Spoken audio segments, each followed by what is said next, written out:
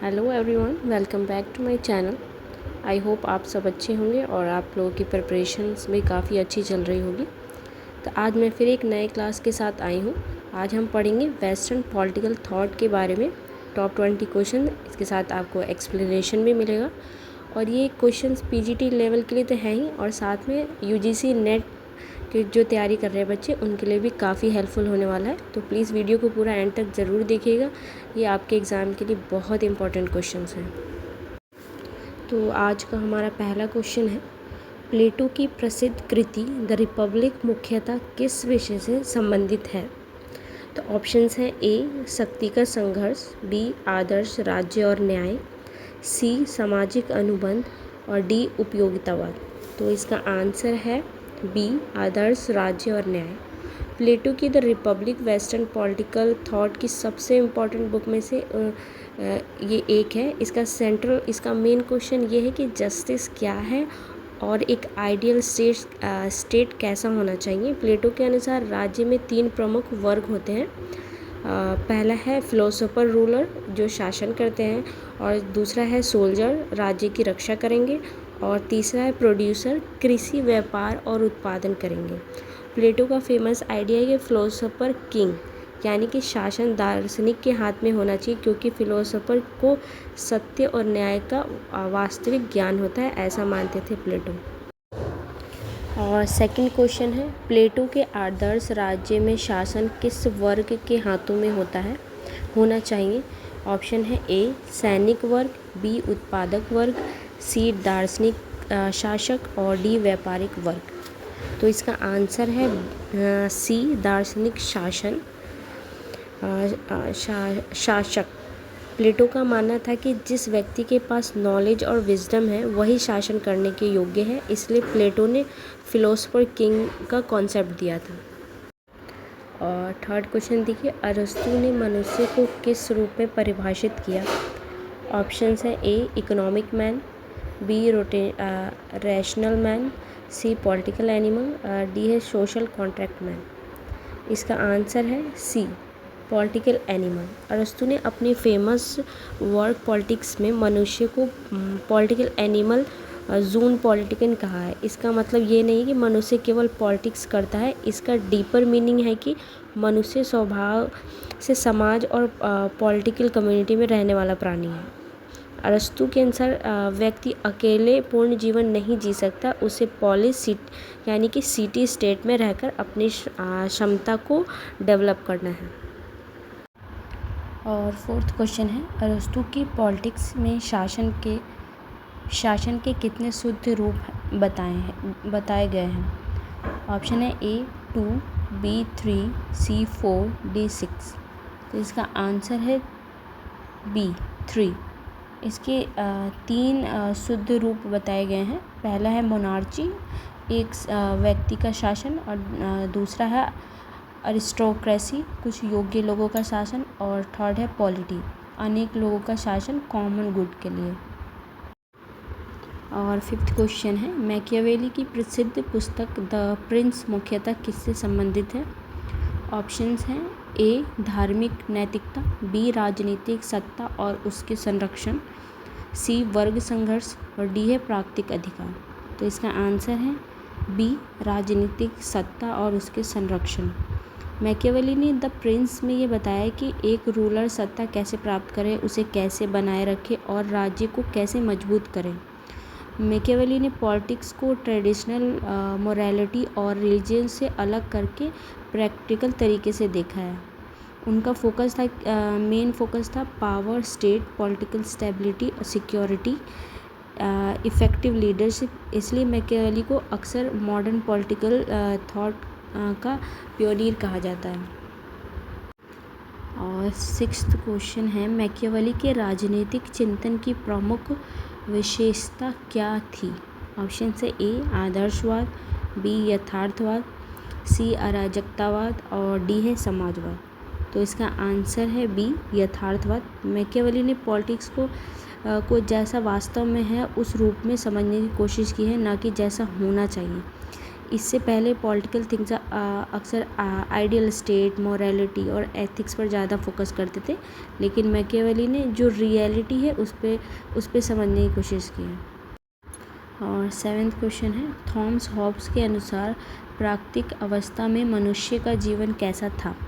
Option है ए शांतिपूर्ण और सहयोगी, बी स्वतंत्र लेकिन सुरक्षित, सी एकाकी, निर्धन, घृणित, क्रूर और अल्पकालिक, डी है धार्मिक और नैतिक।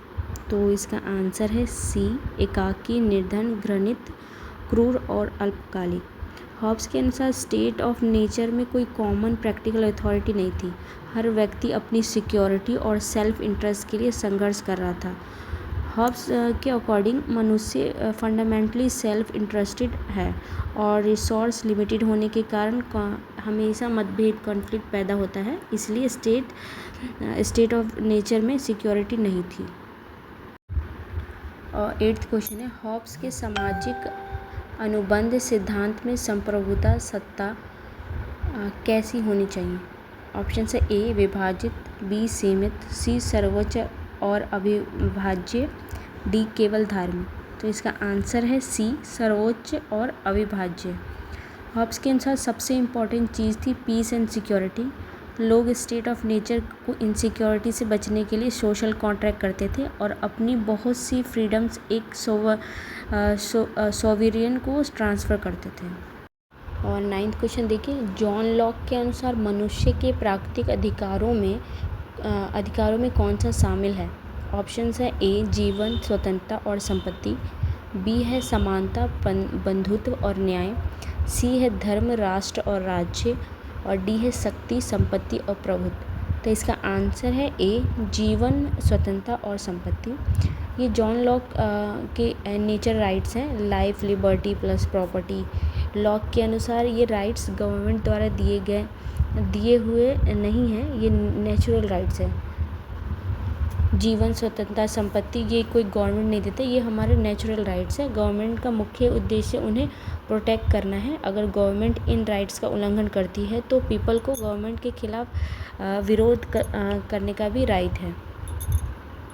और 10th क्वेश्चन देखिए, लॉक के अनुसार सरकार की वैधता का आधार क्या है?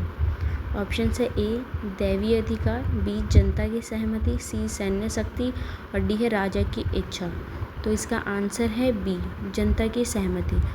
और लॉक के ने कॉन्सेंट ऑफ द गवर्न पर जोर दिया। उनके अनुसार गवर्नमेंट जनता की कॉन्सेंट से बनती है, इसलिए गवर्नमेंट अनलिमिटेड नहीं हो सकती।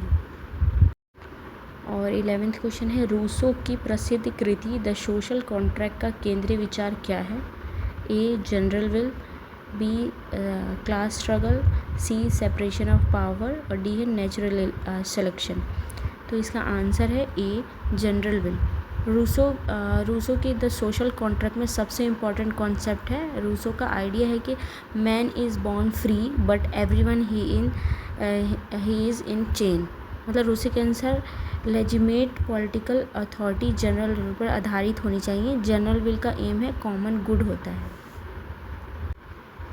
और 12th क्वेश्चन है, रूसो के अनुसार जनरल विल का संबंध किससे है? ए राजा की इच्छा, बी बहुमत के व्यक्तिगत हित, सी सामान्य हित, और डी है अभिजात वर्ग के हित। तो इसका आंसर है सी सामान्य हित। जनरल विल का मतलब है सिंपली मेजॉरिटी की इच्छा नहीं है, ये बहुत इम्पॉर्टेंट डिस्टिंक्शन है।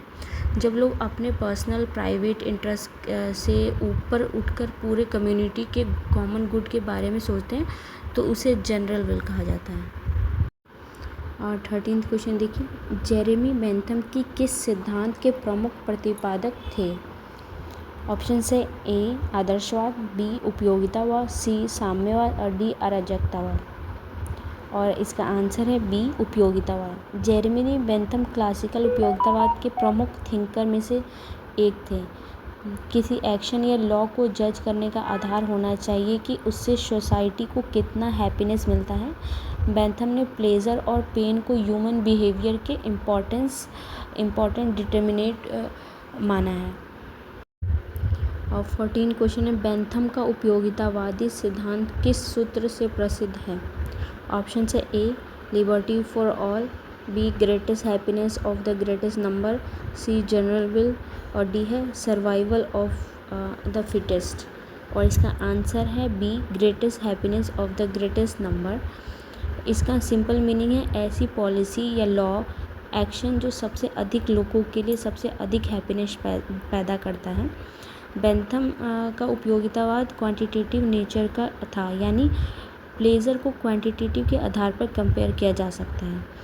और ये क्वेश्चन पीजीटी यूजीसी नेट के एग्ज़ाम्स में बहुत पूछे जाते हैं। 15 क्वेश्चन है, जॉन स्टुअर्ट मिल ने किस स्वतंत्रता की विशेष रूप से वकालत की?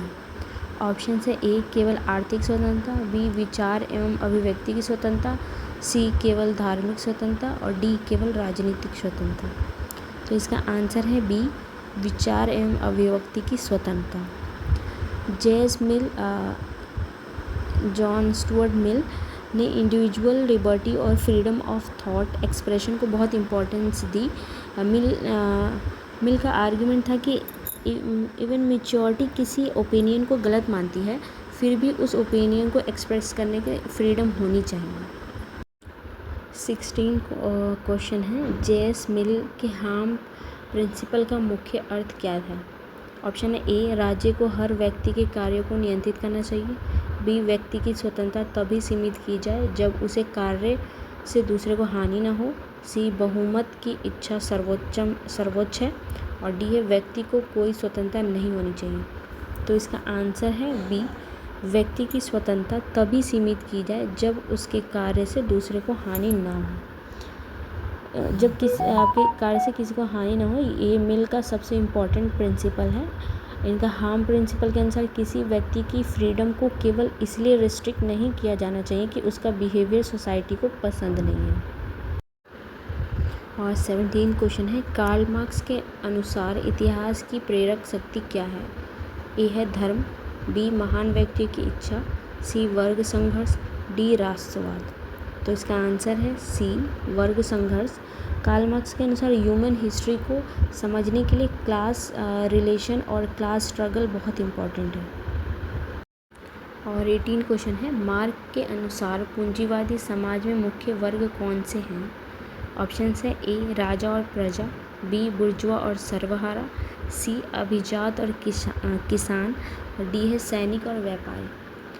तो इसका आंसर है बुर्जुआ और सर्वहारा। बुर्जुआ इसका मतलब है ये प्रोडक्शन के ऑनर होते हैं, जैसे फैक्ट्रीज़, इनके पास कैपिटल होता है, इनकी खुद की फैक्ट्रीज होती है। और जो सर्वहारा होते हैं इसका मतलब ये वर्कर हैं जिनके पास प्रोडक्शन का ऑनरशिप नहीं होता, ये अपनी लेबर को बेचते हैं, अपनी लेबर पावर को बेचते हैं। कार्ल मार्क्स के अकॉर्डिंग कैपिटलिस्ट सिस्टम में बुर्जुआ प्रॉफिट कमाने के लिए वर्कर की लेबर का उपयोग करते हैं, इसी से क्लास कॉन्फ्लिक्ट पैदा होती है। क्वेश्चन 19 है, हेगेल के राजनीतिक दर्शन में किस अवधारणा का विशेष महत्व है? ऑप्शन ए डायलेक्टिक्स, बी है यूटिलिटेरियनिज्म, सी है नेचुरल राइट, और डी है इलाइट थ्योरी। तो इसका आंसर है ए डायलेक्टिक्स। GW हीगल के फ़िलॉसफी को समझने के लिए डायलेक्टिक डेवलपमेंट का बहुत इम्पॉर्टेंट रोल है। हीगल के लिए हिस्ट्री स्टैटिक नहीं है, हिस्ट्री लगातार डेवलपमेंट की प्रोसेस है। उनके फ़िलॉसफी में फ्रीडम और रीज़न का डेवलपमेंट हिस्टोरिकल प्रोसेस के माध्यम से माना जाता है। तो देखिए आज का हमारा लास्ट क्वेश्चन, निम्नलिखित में से किस विचारक ने लेविएथन पुस्तक लिखी? A John Locke, B Jean Jacques Rousseau, C Thomas Hobbes, और डी है जेम्स मिल। तो इसका आंसर है C Thomas Hobbes. Leviathan Thomas Hobbes की सबसे फेमस पॉलिटिकल वर्क है और जो 1651 में पब्लिश्ड हुई थी। इस बुक में हॉब्स ने human nature, state nature, social contract, sovereignty, state, political authority, इन सब की बातें कही हैं। हॉब्स के लिए स्टेट का सबसे इम्पॉर्टेंट पर्पस था पीस और सिक्योरिटी। हॉब्स ने इस पे सबसे ज़्यादा जोर दिया है, पीस और सिक्योरिटी पे। तो चलिए आज की क्लास हमारी यहीं पे एंड होती है। आई होप ये सारे क्वेश्चंस आपके एग्ज़ाम के लिए बहुत हेल्पफुल रहेंगे, और जो बच्चे UGC नेट की तैयारी कर रहे हैं उनके लिए भी ये क्वेश्चंस बहुत इम्पॉर्टेंट है। तो प्लीज़ अगर वीडियो अच्छी लगी हो तो अपने फ्रेंड्स के साथ शेयर ज़रूर करें। जो बच्चे भी बीपीएससी तैयारी 4.0 की तैयारी कर रहे हैं उनके साथ शेयर ज़रूर करें। कमेंट में कोई भी डाउट हो तो प्लीज़ कमेंट में लिखें। जब तक मिलते हैं नए क्लास के साथ, जब तक के लिए आपको वीडियो अच्छी लगी हो तो वीडियो को लाइक कीजिए, चैनल को सब्सक्राइब कर लीजिए, बेल आइकन को प्रेस कर लीजिए कि कोई भी न्यू अपडेट आए तो सबसे पहले आपके पास आ जाए। तो चलिए आप लोग पढ़ाई करते रहिए, अपना ध्यान रखें। मिलते हैं नए टॉपिक के साथ, नई क्लास के साथ। Thank you for watching.